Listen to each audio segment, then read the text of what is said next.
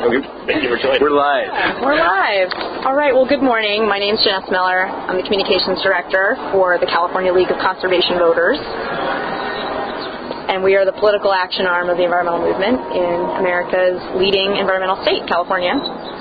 We serve 30,000 members, but today we're here just as one member of a community of environmental and conservation groups, including the Sierra Club, the Natural Resources Defense Council, and the Union of Concerned Scientists, along with the California League of Conservation Voters that are extremely concerned about the consequences, both intended and unintended, of Propositions 7 and 10. You hear a short description of these props, and some may be tempted to support them.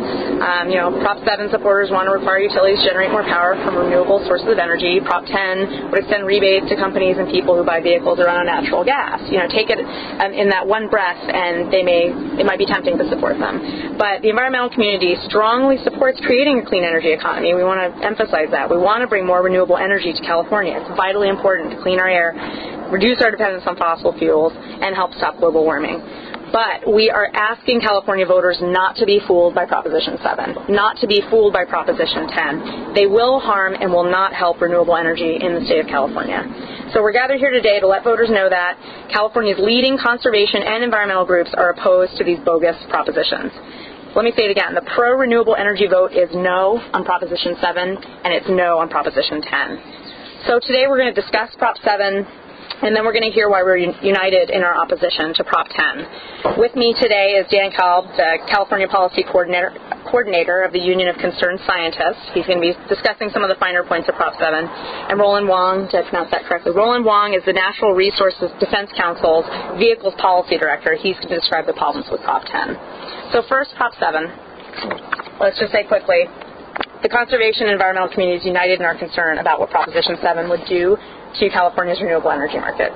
Let me say it again. The groups opposed are some of the most staunch environmental supporters and most experienced renewable energy experts in the state. Not one major renewable developer supports this initiative. Why would that be if stronger renewables in the state would no doubt support their business? It's because it won't. It is not a guarantee that it will support renewable energy. In fact, some people think it will do exactly the opposite. It will discourage renewable development in the state. So the pro-renewables vote is no on Prop 7. And now Dan's going to talk about some of the finer points of Prop 7. Thank you all for being here today. Thank you all for being here today. It's unusual. It's quite unusual for a group of environmental organizations to oppose what sounds like a very good initiative dealing with renewable energy.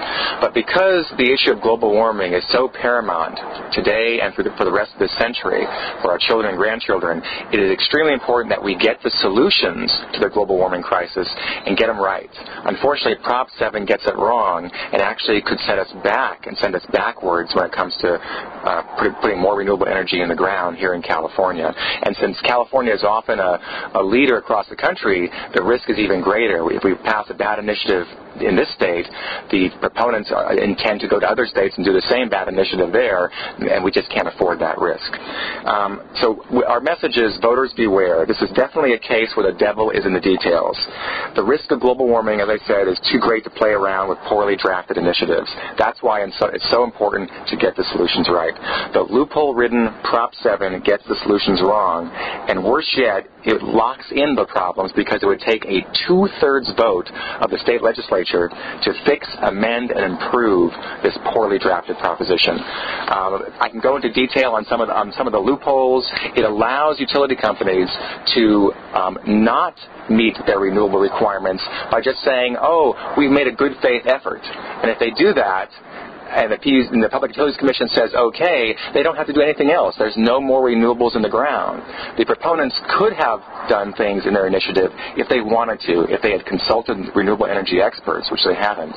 They could have done things to have a backup plan, to not allow these loopholes, or to have backup requirements if these loopholes went into effect. They chose not to do that. And for us to add that in after it passes, if it does pass, we could take a 2/3 vote of the legislature. These supermajority votes in the legislature are almost impossible to get. Certainly on an issue of this complexity, the environmental community will not likely be able to garner a 2/3 vote to correct the serious flaws of this measure. There are counterproductive pricing policies, and there's also provision in Prop 7 that will likely discourage small-scale renewable energy companies from being able to contribute to the renewable energy effort in California and that could drive those small-scale companies, where a lot of the innovation takes place. It could drive them out of business, and that could hurt renewable energy efforts in California, not help it. Prop 7 has many, many flaws that will be set into stone. It's sad that we have to oppose a proposition that sounds good, but the good vote on Prop 7 is a no vote for Prop 7. Excellent. Again, real quick before I let you go, Prop 7, there's been quite a controversy between the proponents and sort of tossing out some attacks against some of the environmental organizations. How do you respond to those, and what is the truth involving that? I'm not sure what attacks you're referring to. Related to the energy companies.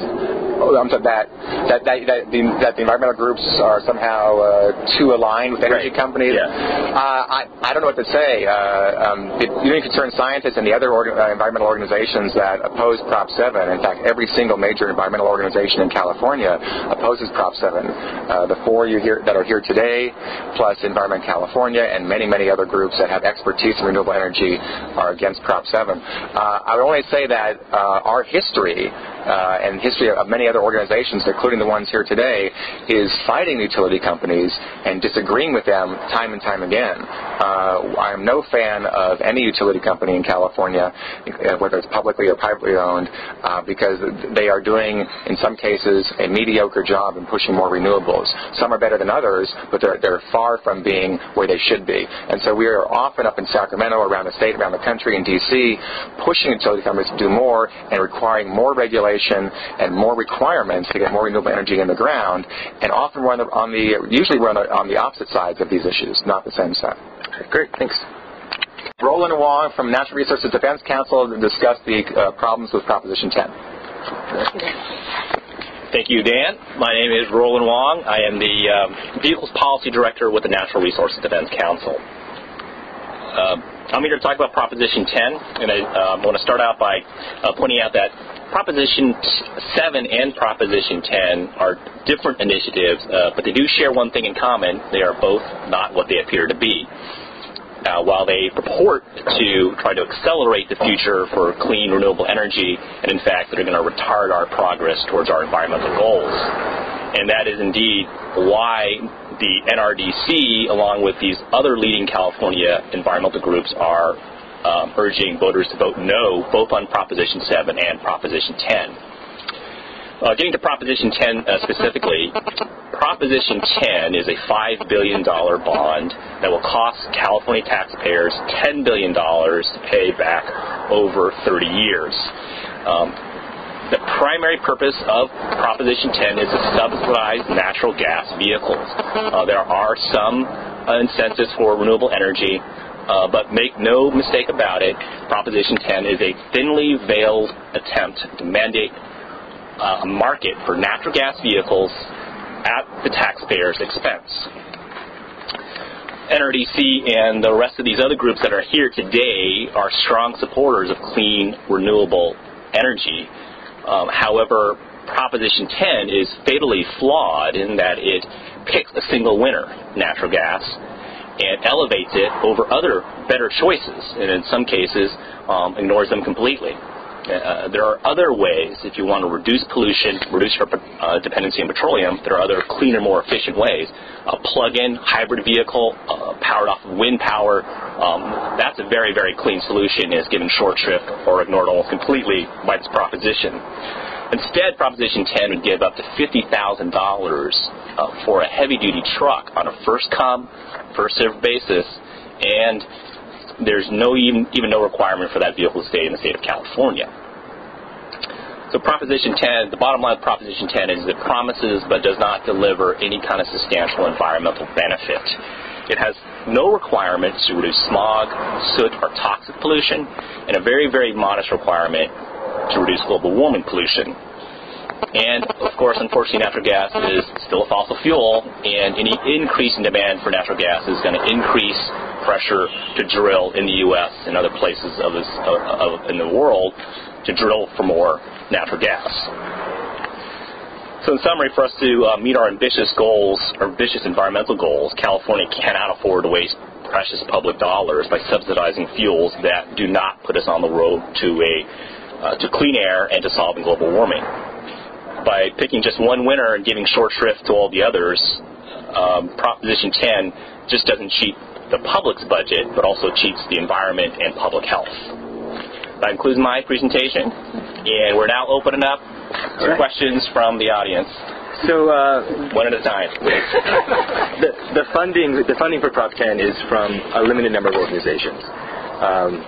T. Boone Pickens, and I believe there's another natural gas company.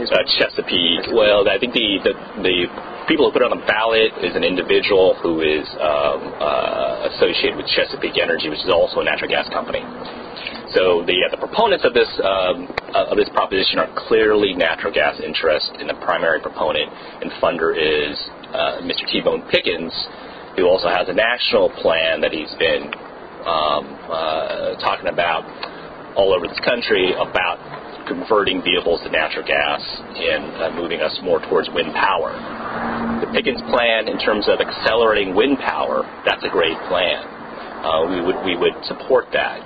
However, putting natural gas into cars and trucks, doing a massive conversion, is a very expensive way, an inefficient way to meet our environmental goals. Okay, and natural gas isn't renewable, of course, so it's not something that can be replaced. It's another fossil fuel, replacing one fossil fuel for another. But I believe the savings, like the bond, actually gives more money to the natural gas vehicles, and there's only one, right? There's just the one natural gas vehicle that if I wanted to buy a car right now, it would just be one car. Yeah, well, the proposition has several pots, and a lot of them are dedicated to heavy-duty trucks and medium-duty trucks. Mm-hmm. So on the passenger car side right now, is probably just one car you can buy. It's available from Honda. So what we expect to see is a lot of this money, approximately $2 billion of this, would probably flow directly to trucking companies, in some cases interstate trucking companies, to convert their vehicles to run on natural gas. And of course, if you're an interstate trucking company, especially if you're an interstate trucking company, there's a high danger because there's no requirement that vehicle stay in California. They could purchase that vehicle, collect their $50,000, and then send that vehicle over to Arizona or some other place in the country. And hybrids get a smaller benefit than natural gas vehicles, or a natural gas vehicle, a passenger vehicle car that's powered by natural gas would get $10,000 subsidy from Proposition 10. A hybrid vehicle like a Prius would only get $2,000. A pure battery electric vehicle, which is many times cleaner and more efficient than a natural gas vehicle, would get the same incentive level as a natural gas vehicle, $10,000. So the amount of money that they provide to natural gas vehicle is really disproportionate to the benefits in terms of pollution reductions that those vehicles would provide. Great. Thank you so much. You're welcome.